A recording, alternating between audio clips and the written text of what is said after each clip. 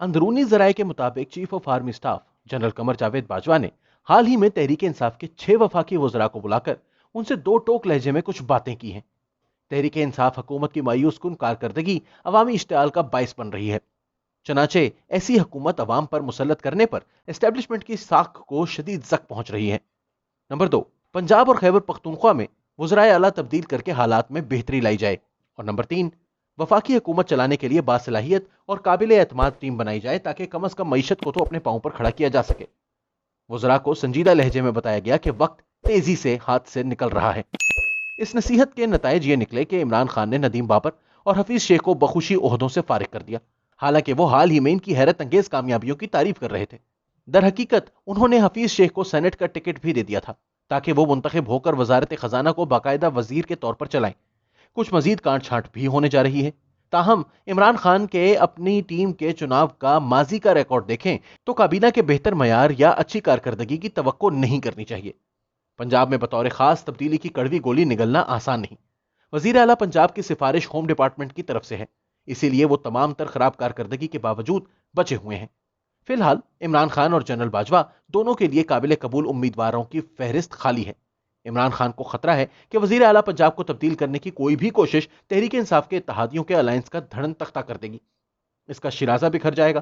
اس صورت میں مسلم لیگ نون، Peoples party, مسلم league کاف کو صوبے میں حکومت بنانے کا سنہری موقع مل جائے گا۔ پنجاب سے اسلام آباد کی طرف چڑھائی کرنے کی راہ ہموار ہو جائے گی۔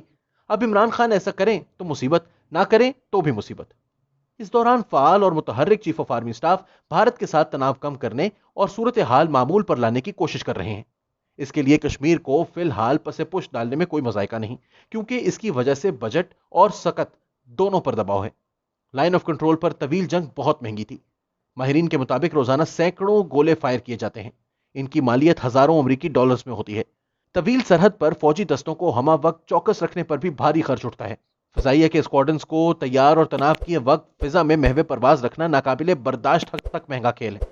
عملی صورتحال یہ ہے کہ corona lock down, I M F کی سخت شرائط اور بڑی حد تک عمران خان کے ناقص فیصلوں کی وجہ سے گزشتہ 2 سالوں کے دوران معیشت شدید گراوٹ کا شکار ہے۔ حکومت کے محصولات میں اضافہ نہیں ہو سکا، اس کی وجہ سے دفاعی بجٹ میں بھی اضافہ ممکن نہیں۔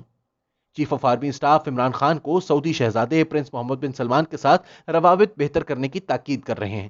ستمبر 2019 میں وزیر اعظم کے ترکی، ملیشیا اور پاکستان پر مشتمل ایک اسلامی بلاک قائم کرنے کے فیصلے نے پرنس محمد بن سلمان کو ناراض کر دیا تھا۔ مجوزہ اسلامی بلاک سعودی قیادت میں قائم OIC کے مقابلے پر تشکیل دیا جانا تھا۔ در حقیقت سعودی پرنس اس وقت بھی شدید برہم ہوئے جب عمران خان نے یک طرفہ طور پر ایران اور سعودی عرب کے درمیان ثالث کا کردار ادا کرنے کی پیشکش کی۔ وہ اتنے ناراض تھے کہ 2020 میں اسٹیٹ بینک آف پاکستان کو سہارا دینے کے لیے فراہم کردہ مالی مدد بھی واپس لے لی۔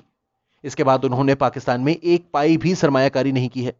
تناؤ کم کرنے کے لیے سعودیوں اور عرب امارات کو بھارت کے ساتھ مذاکرات کی سہولت کاری پر مائل کرنے کے بعد اب جنرل باجوہ نے سعودی پرنس سے عمران خان کے لیے دعوت نامہ حاصل کیا ہے تاکہ وہ مالی پیکیج کے لیے سعودی عرب کا دورہ کر سکیں۔ ہم جانتے ہیں کہ عمران خان بھارت کے ساتھ تجارت پر پابندی پر قائم نہیں ہے۔ اس سے پہلے انہوں نے معاشی، سفارتی اور سماجی تعلقات منقطع کر لینے کے باوجود ادویات کو اس فہرست سے استثنا دیا تھا۔ یہ پابندی 2019 میں اس وقت لگائی گئی تھی جب نریندر مودی نے جموں اور کشمیر کو خصوصی حیثیت دینے والے آرٹیکل 370 کو ختم کر دیا تھا۔ ہماری حکومت کی ضرورت کی خاطر یک طرفہ نرمی نے بھارتی میڈیا کو یہ کہنے کا موقع دے دیا کہ پاکستان کشمیر پر اپنے موقف سے قدم پیچھے ہٹا چکا۔ اب ہائی کمشنرز کی اپنے اپنے دفاتر میں واپسی اور ویزوں کا اجرا بھی شروع ہونے اور تعلقات معمول پر آنے کی توقع ہے۔ پاکستان کے امریکہ کے ساتھ تعلقات اسٹیبلشمنٹ نے بطور خاص اپنے ہاتھ میں رکھے ہیں، کیونکہ امریکہ افغانستان سے انخلا کی پالیسی پر پوری توجہ مرکوز کیے ہوئے ہے۔ اب طالبان پر کسی قدر اثر رکھنے والا واحد ادارہ پاکستانی اسٹیبلشمنٹ ہے۔ تاہم پاکستان کے سامنے کوئی آسان کام نہیں۔ سب سے پہلے تو اس نے طالبان کو امریکہ کے ساتھ جنگ بندی پر قائل کرنا ہے۔ اس دوران وہاں بھارت کے کردار پر کڑی نظر رکھنی ہے، کیونکہ افغانستان میں نئے ابھرنے والے منظرنامے میں امریکہ اور غنی حکومت دونوں افغانستان میں بھارت کے کردار کی حامی ہیں۔ امریکہ اور بھارت نے مل کر FATF کی تلوار بھی پاکستان کے سر پر لٹکا رکھی ہے۔ پاکستان کو دیوالیہ ہونے اور عالمی تنہائی سے بچانے کے لیے IMF کی بات بھی ماننی ہے۔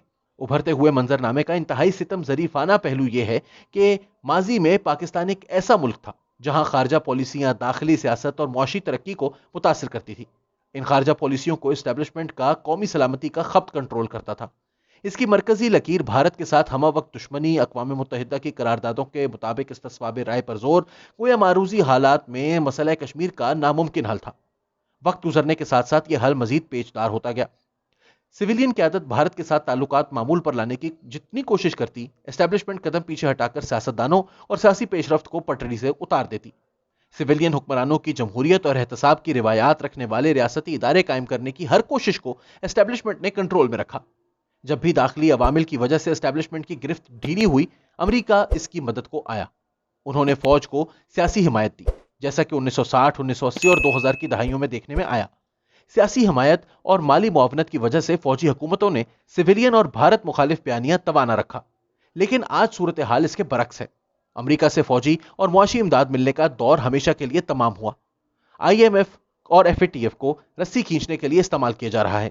خطے میں چین مخالف طاقت کے طور پر بھارت کے بازو مضبوط کیے جا رہے ہیں۔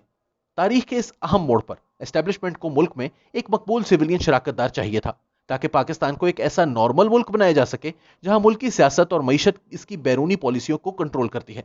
مشکل یہ آن پڑی کہ وہ سویلین شراکت دار دور جدید کا شیخ چلی ثابت ہوا ہے۔ جتنی جلدی اسٹیبلشمنٹ اپنی خوش فہمی سے نکل آئے اور اپنے گھر کو درست کر لے، اتنا ہی بہتر ہوگا۔ ریاست اور معاشرے اور ہر کسی کے لیے اسی میں بہتری ہے۔